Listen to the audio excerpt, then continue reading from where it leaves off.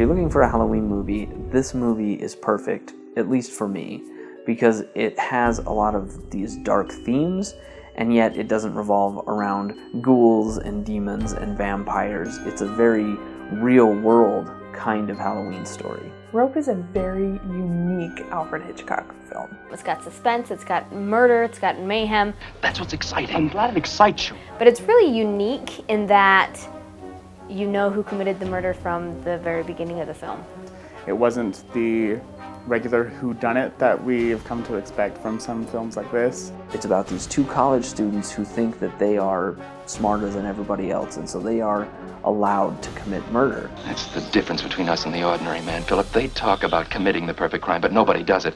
And so in the opening seconds, essentially, of the movie, a murder is committed. But then, in order to prove how smart they are, they've decided they're going to throw a party, and they're going to show that they can't be discovered. The party's the inspired finishing touch to our work. It's more, it's the signature of the artist. One of my favorite things about this film, oddly enough, is how disturbing it is. It's like I had mini reality checks throughout the movie, because I would be thinking, oh, this isn't that bad, this is pretty normal. Then I'd be like, wait, they just killed a guy, and they put him in the trunk. And then they invited his family and friends over. What? This is super disturbing. And it's interesting because I don't think I've ever had a movie where I felt so conflicted about my protagonist, in the sense that I definitely want them to be caught, but also, especially because one of them becomes very remorseful, you kind of want them to get away with it, but that's obviously no good. One thing that's really fun about Rope is that it is almost one take. It would be a one-take film if they didn't keep running out of film. There are parts of the movie where the camera will zoom in on someone's back and then zoom back out.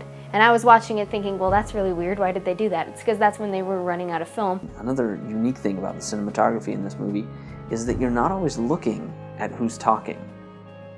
That's not that rare of a tactic to use occasionally, but in this movie there are several minutes sometimes at a time where you are not looking at anybody who's talking. And it's really fun how we can be hearing the ambiance of the room while Hitchcock, with his masterful camera work, is having us focus on something else entirely. There were a few certain shots, the long shots, that got more and more uncomfortable. One that I felt super uncomfortable with was when Mrs. Wilson, she was clearing off the chest after the dinner. You're focusing on the chest where they've put David's body, and for a long time you just watch the housekeeper as she's cleaning it off, and slowly but surely you know she's going to have to open it to put some things in it, and the tension that builds during that scene is incredible. My favorite scene was the interrogation of Philip by Rupert when they were at the piano, and I liked that most because of the emotional response that I had towards that scene. Rupert slowly starts turning the metronome up, and then he stops it and turns it up again, and turns it up again, and the differing rhythms, they kind of jar you as an audience member, and they definitely are jarring Philip, because he's trying to play and catch up to the metronome while he's trying to fend off these questions from Rupert. The man at the beginning of the film who is murdered is named David, and they murder him with a rope, which is why the movie is called Rope. And one of my favorite scenes in the movie is later on when David's father is looking at some antique books, and Brandon ties up the books with the rope that he used to kill David to send the books home with his dad. I just think that's super creepy. He'll ruin everything with your neat little touches. My favorite scene is the very last scene. Jimmy Stewart delivers a phenomenal monologue at the very end, and it just blows me away every time I see it. Unlike most movies, I don't have a favorite character in this movie. My favorite character is my least favorite character, and that would be Brandon, because he is super awful, terrible human being. But that's really fascinating and fun. Jimmy Stewart's character of Rupert Cadell is my favorite character. He's very smart, he's inquisitive, and he goes about this detective act that he's doing, I guess you'd call it, of trying to figure out exactly what is off about the party. And he does it in very smart, interesting ways. Philip would probably be my favorite character, mostly because of the ones that we have most fleshed out, he's the one that shows remorse. The cast is really amazing. particularly Brandon and Philip. They were so perfect for these roles and they had such amazing chemistry, especially where Jimmy Stewart entered the triangle. It was just amazing to watch. Brandon is a fascinating character. Underneath all of his layers of urbane refinement, Brandon is really kind of an animal. He's a cruel, selfish, horrible person who, in my opinion, really tricked Philip into taking part in this whole event and is going to end up dragging him down with him if things go south by the end of the movie. No one is going to get in my way now. I would give this movie 4 stars because it's highly interesting. I was immediately caught by the opening scene, because the opening scene is murder. The 1 star minus is just how uneasy I got through the whole thing. It wasn't super comfortable, but that's the point, so I like that. This to me is a 5-star film. I was totally engrossed the entire time. I couldn't look away. It is disturbing, and so in some ways I want to give it fewer stars, but the reality is it's really amazingly well done. This movie is actually loosely based on a real-life murder that was committed by 2 students at the University of Chicago. This movie is based off of a play called Rope's End, but there are a lot of differences between the movie and the play. This is actually the only film that Jimmy Stewart worked on with Alfred Hitchcock that he didn't feel good about.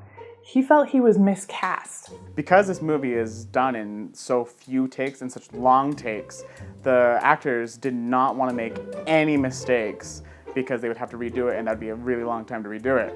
Well, while they were filming, there was a time that one of the dollies ran over a cameraman's foot and they immediately just gagged him and pulled him off stage so he wouldn't ruin the shot. And that's actually one of the cuts that they decided to keep in the movie.